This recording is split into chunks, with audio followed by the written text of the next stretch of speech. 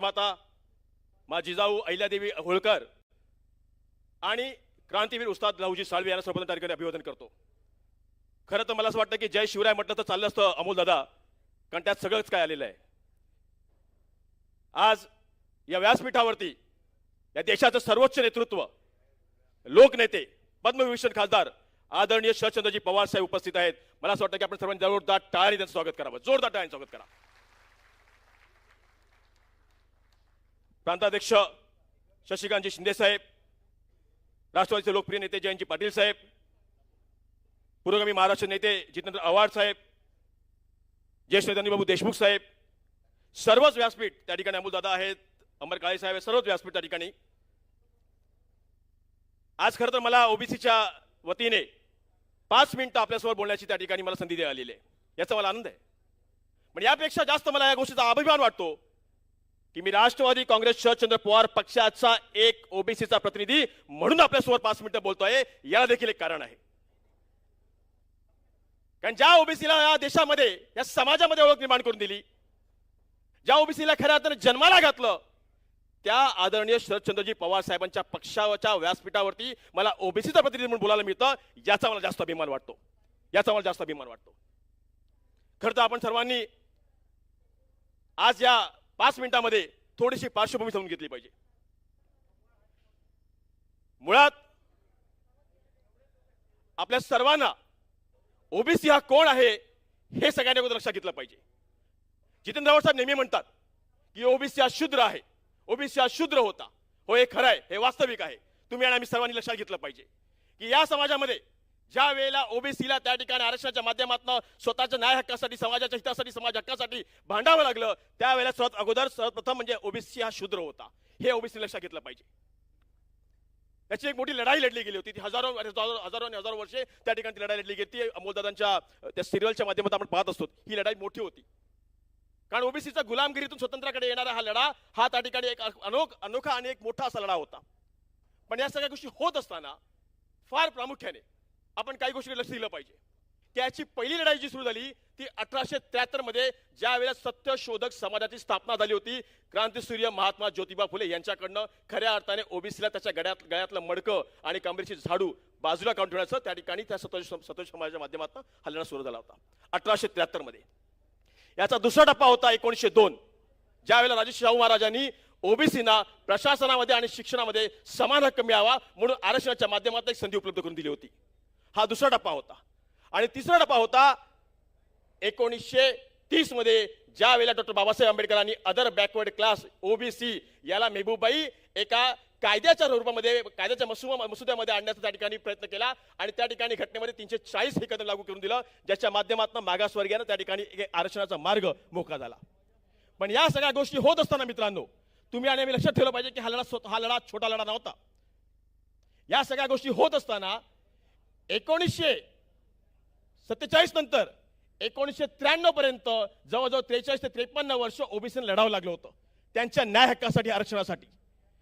जवळजवळ 43 ते 53 वर्ष हा ओबीसी लढा होता स्वतःच्या सामाजिक हक्कासाठी, गळ्यातलं मडकं बाजूला काढण्यासाठी, कमरेची झाडू बाजूला काढण्यासाठी।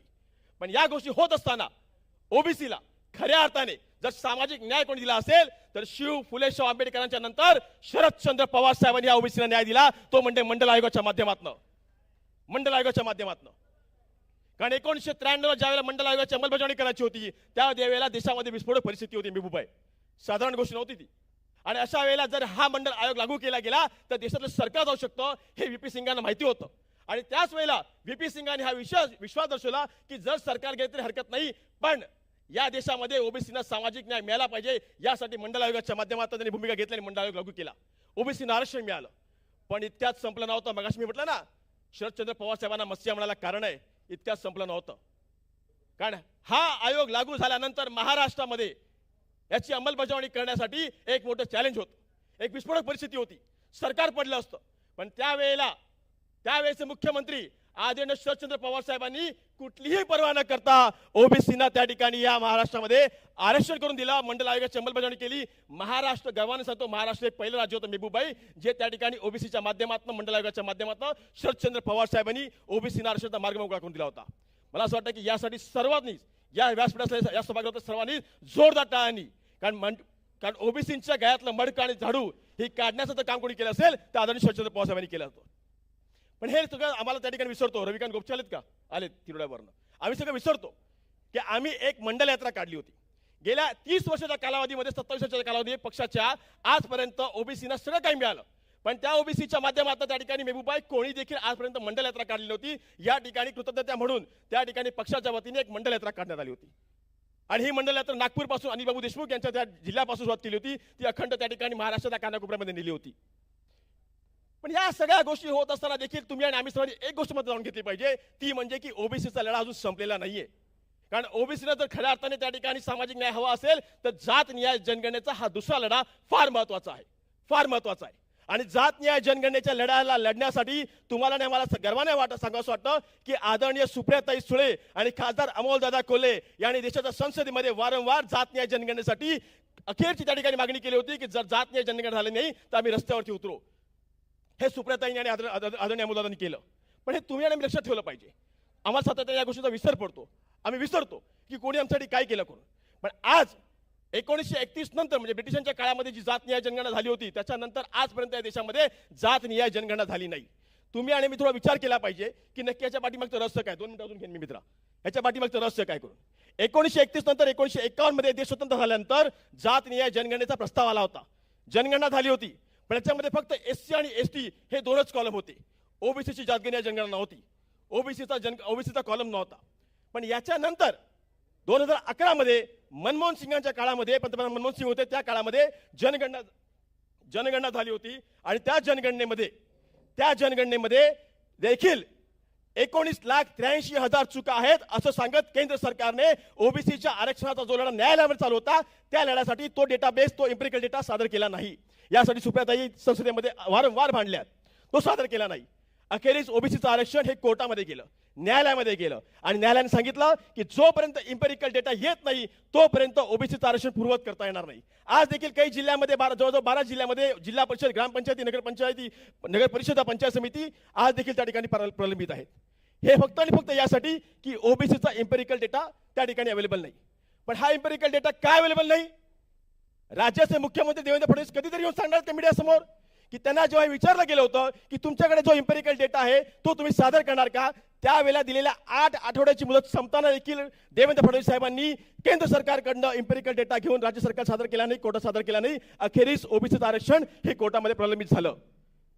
आज देवेंद्र फडणवीस साहेब या विचार मंचाच्या माध्यमातून मला आपल्याला खुला विचारणं आहे की खरोखरच आपल्याला ओबीसीचा आपण डीएनए आहेत, ओबीसीचा डीएनए आहेत असं आपण वारंवार म्हणता. खरोखरच आपण ओबीसीचा डीएनए आहात का? आणि जर असाल तर मग ओबीसीच्या मंडल आयोगाची अंमलबजावणी करणाऱ्या त्या मंडल आयोगाला कमंडलच्या यात्रेच्या माध्यमातून आपण विरोध केला होता की नाही केला होता? हिराचंद बोरकुटे आहेत का? आहे चंद्रपूरवरनं. देवेंद्र फडणवीस आणि भारतीय जनता पक्षाने मंडल आयोगाचा विरोध करण्यासाठी या महाराष्ट्रामध्ये आणि या देशामध्ये कमंडल यात्रा काढली होती. अमोलदादा, कमंडल यात्रा. हे ते कमंडल होतं. मेहबूबाई तुम्ही विसरला असाल, हे ते कमंडल होतं. मित्रांनो बघून घ्या.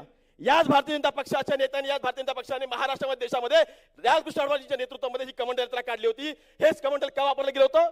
हे फक्त यासाठी वापरलं गेलं होतं की ओबीसी हा त्यांच्यामध्ये शूद्र होता आणि ज्या वेळेला एखादा शूद्र समोर येईल, त्याची एखादी सावली आपल्यावरती पडेल, त्यावेळेला या कमंडलामधलं पाणी घेऊन त्या शूद्रावरती शिंपडून अपवित्रम पवित्रम पवित्रम पवित्रम करून त्या शूद्राला त्याची जागा दाखवण्याचं काम होतं आणि म्हणून कमंडल वापरलं गेलं होतं. तुम्ही आणि एक लक्षात घेतलं पाहिजे की राष्ट्रवादी काँग्रेस शरदचंद्र पवार पक्ष हा एकमेव विचार आहे जो शिव फुले शाह आंबेडकरांचा विचार घेऊन चालतो, जो खऱ्या अर्थाने ओबीसीचा त्या ठिकाणी तारणहार आहे, ओबीसीचा जनक आहे. आणि म्हणून तुम्हा सर्वांच्या साक्षीने मी आज एक ठिकाणी या ठिकाणी एक त्या ठिकाणी ग्वाही देतो की जर या महाराष्ट्रामध्ये, या देशामध्ये ओबीसीचा तारणहार आणि जर मस्या कोण असेल तर तो आदरणीय शरदचंद्रजी पवार साहेब आहेत. आणि त्यांच्यामुळे माझी मुलगी, माझा मुलगा IAS, IPS, engineer, CA, doctor, वकील किंवा राज्याचा मुख्यमंत्री होण्याचा स्वप्न देखील पाहू शकतो. ते फक्त शरदचंद्र पवार साहेबांमुळे.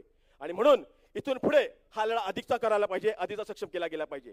मला असं वाटतं की फक्त Rashtravadi Congress Party OBC cell नाही तर पक्षाच्या सर्व सेल, सर्व आघाड्या सगळ्यांनी संयुक्तपणे त्या ठिकाणी आज जात न्याय जनगणनेच्या या लढ्यामध्ये उतरलं पाहिजे आणि ओबीसीची जात न्याय जनगणना झाली पाहिजे. यासाठी एक ठराव करून सगळ्यांनी हात वरकून ठराव करावा, सगळ्यांनी हात वरकून ठराव करावा की ओबीसीची जात न्याय जनगणना झाली पाहिजे की नाही झाली पाहिजे, झाली पाहिजे की नाही झाली पाहिजे.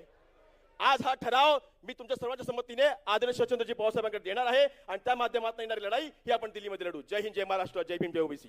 धन्यवाद. यानंतर मी सामाजिक व न्याय प्रदेशाध्यक्ष पंडितजी कांबळे साहेब मी आपणाला विनंती करतो या ठिकाणी आपण 2च मिनिटात व्यक्त व्हावं.